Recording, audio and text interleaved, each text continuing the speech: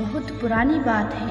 एक गांव से एक नदी गुजरा करती थी, जिसके किनारे एक साधु बैठा रहता था और जोर जोर से चिल्लाता रहता था, जो चाहोगे वही पाओगे, जो चाहोगे वही पाओगे। साधु को गांव के सभी लोग पागल और कुछ लोग मूर्ख और ना जाने क्या क्या समझते थे। साधु हमेशा यही चिल्लाता रहा था और भगवान की भक्ति करता रहता था।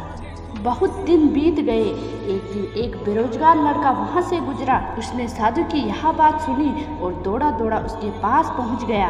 उस लड़के ने साधु से कहा, क्या मैं जो चाहूँगा वही पाऊँगा?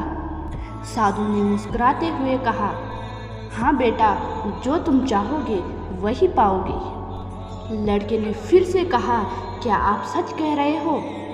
क्या सच में मैं जो चाहूँगा वही पाऊँगा? साधु ने कहा, हाँ, जो तुम चाहोगे वही पाओगे। लड़के ने कहा, क्या मैं सोने चांदी का बहुत बड़ा व्यापारी बन पाऊँगा? साधु ने कहा, हाँ बेटे, तुम अवश्य बनोगे। आज मैं तुम्हें कुछ सोने और चांदी की वस्तु दूंगा, जिसको तुम ले जाना और देखना, तुम एक बहुत बड़ा सोने चांदी के व्यापारी बन जाओगे। लड़के ने अपनी दोनों आंखें बंद की और साधु की ओर हाथ बढ़ा दिया। साधु ने एक हाथ लड़के का पकड़ा और कहा, यह लो बेटा, यह सोना है, इसे समय कहते हैं। कभी इसको हाथ से मत जाने देना। इसका एक एक पल अपने लक्ष्य को प्राप्त करने के लिए उपयोग में लेना। तुम एक दिन जरूर बहुत बड़े व्यापारी बनोगे। लड़के ने कहा, और बाबा चांदी? साधु ने लड़के के दूसरे हाथ को पकड़ा और कहा, यह लो चांदी, इसे धैर्य कहते हैं। अगर बहुत मेहनत और वक्त का सही उपयोग करके भी लक्ष्य प्राप्त ना हो, तब तक तुम धैर्य रखना और देखना तुम धैर्य में कितनी ताकत है। अगर यह सोना चांदी हमेशा तुम अपने पास रखोगे, तो दुनिया की कोई भी ताकत तुम्हें बड़ा व्यापारी बनने से नहीं रोक पाएगी। इस लड़के ने साधु की बात को अपने मस्तिष्क में अच्छे से बिठा लिया और कभी भी अपने वक्त का ना दुरुपयोग किया और ना ही कभी उसको हाथ से जाने दिया।